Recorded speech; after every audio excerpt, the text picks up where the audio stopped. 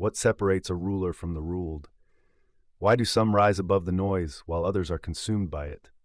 It is not luck, it is not talent. It is time, resistance, and deliberate suffering. An emperor is not simply born, he is forged. Every great man was once a forgotten one, walking unseen through the chaos of the crowd, burdened with vision and pain. But in that pain, he is shaped. Power is not seized. Power is earned, layer by layer, through discipline, rejection, betrayal, and silence. Because nothing eternal is built instantly. You cannot rush depth, you cannot shortcut gravity, and you cannot wear the crown until you've bled for the throne. So ask yourself, do you want to rise? Then be prepared to wait, to suffer, to build in darkness while no one watches. Because emperors are not built in a day. They are built in eternity. Waste no more time arguing what a good man should be. Be one. Marcus Aurelius. Why haven't you changed? You say you want discipline. You say you want greatness. You want clarity, peace, purpose. But days pass and you are still wrestling with the same doubts, the same temptations, the same weakness. You keep asking yourself, why am I not who I'm meant to be? But maybe the better question is, who told you that becoming that person would be quick? We are sold the myth of overnight transformation. A single book, a single video, a single decision, suddenly you're unstoppable. That's what the world wants you to believe. Because the truth is far less glamorous. Greatness is slow, painfully slow, and it requires more than you've ever imagined. Emperors aren't built in a day. What does that even mean? It means that mastery over the self is not something you stumble upon by accident. It is forged like iron under fire. It's not a choice you make once. It's 1,000 choices in the dark, when no one is watching, when no one is cheering, when even you doubt your own worth. Marcus Aurelius, the Stoic emperor, philosopher king, ruler of the Roman Empire, did not wake up with a crown and clarity. He inherited chaos. He faced wars, plagues, betrayal, and the crushing weight of responsibility. He battled his own inner turmoil, doubts, desires, and fears. Yet in the quiet hours of the night, he returned to the same practice, to write, to reflect, to remind himself of what he stood for, not what he felt like, what he believed in. You have power over your mind, not outside events. Realize this and you will find strength.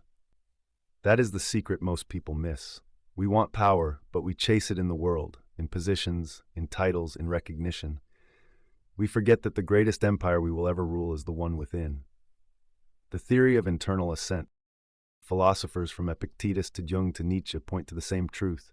The self is the battlefield. Your emotions are not obstacles, they are messengers.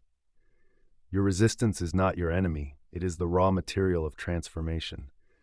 But only if you learn how to listen, only if you stop expecting change to be comfortable. You haven't changed, not because you're incapable, but because you're still expecting it to be easy. The modern mind is impatient. It confuses discomfort with failure. It believes that struggle is a sign to stop rather than a signal to evolve. But look at history. Look at the Stoics. Look at any person who shaped the world or their own soul. They didn't wake up one day with greatness. They built it. Slowly, quietly, repetitively. You see, an emperor isn't just someone who rules over others. An emperor is someone who masters himself, who does what is difficult consistently when excuses are easy. And that type of person isn't born in a flash of motivation. They are forged in fire. The impediment to action advances action. What stands in the way becomes the way. Why does it hurt so much to change? You try to improve your life, and suddenly everything becomes harder. You try to wake up earlier, and your body resists. You attempt to focus, and distractions multiply. You finally speak your truth, and people turn cold. You start walking the path of transformation, and pain greets you like an old friend. That's not a sign of failure. That's the first real sign you're on the right path. Because the truth is this: growth is a form of death, and all death hurts. To become someone new, the old you must die. Your old habits, comforts, ego, excuses, identities. You are shedding layers you've worn for years. Is it any wonder that your soul screams during the process? Marcus Aurelius didn't ascend because life was kind to him. He was born into a decaying empire. As emperor, he faced the Antonine Plague, one of the deadliest pandemics in Roman history. He waged wars on distant frontiers while sickness, conspiracy, and betrayal brewed within Rome. His own generals plotted behind his back. His wife was rumored to be unfaithful. His son, Commodus, would become the very antithesis of the values he upheld. Yet Marcus endured. And more than that, he reflected. In the heart of chaos, he sat down to write Meditations, not as a ruler preaching to his people, but as a student of life humbly seeking understanding. He questioned his impulses, he interrogated his fears, and from the ashes of turmoil, he created one of the greatest works of philosophy the world has ever known. If you are distressed by anything external, the pain is not due to the thing itself, but to your estimate of it, and this you have the power to revoke at any moment. That is the mark of a true emperor, the ability to turn pain into wisdom, resistance into strength, and obstacles into fuel. Carl Jung taught that the psyche will only transform when it must, when the cost of staying the same becomes greater than the pain of change. Until then, you'll protect your wounds like treasures. You'll avoid discomfort, you'll seek shortcuts, and the shadow within you, your hidden insecurities, your suppressed desires, your fragile ego, will silently rule your life. Jung believed that the true path of transformation is shadow integration, confronting the parts of yourself you'd rather keep buried. And this process is not polite. It's not positive affirmations and inspirational posters. It is brutal introspection, a collapse and reconstruction of the self. In this way, Marcus Aurelius and Jung converge on the same insight. You do not become powerful by avoiding pain. You become powerful by giving your pain purpose.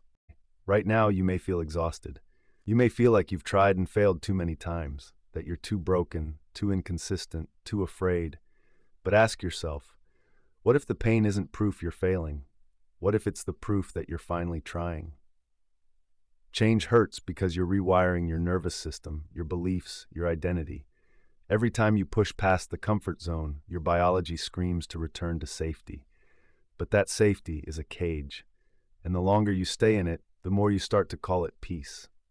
Marcus didn't have peace. He had duty. He had discipline. He had a sacred obligation to become the man the empire needed, even if the cost was unbearable.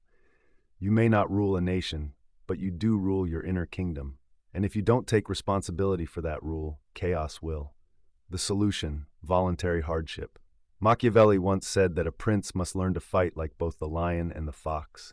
Jung would argue that the inner lion emerges only when the individual walks voluntarily into struggle. That's the difference between those who remain stagnant and those who transform. The solution isn't to wait for the pain to pass. It's to walk into it, eyes open, spine straight, and find the meaning within it. Dwell on the beauty of life, watch the stars, and see yourself running with them. Every day you endure, you are sculpting your character. Every time you do the hard thing when no one is watching, you're forging the emperor within. Why do so many people chase ease while secretly longing to be forged in fire? Why do we fear adversity, while deep down we suspect that the person we admire most, the stronger, wiser version of ourselves, could only be born through it? It's easy to romanticize greatness, but real greatness is forged quietly, behind closed doors, inside sleepless nights, within moments of brutal honesty.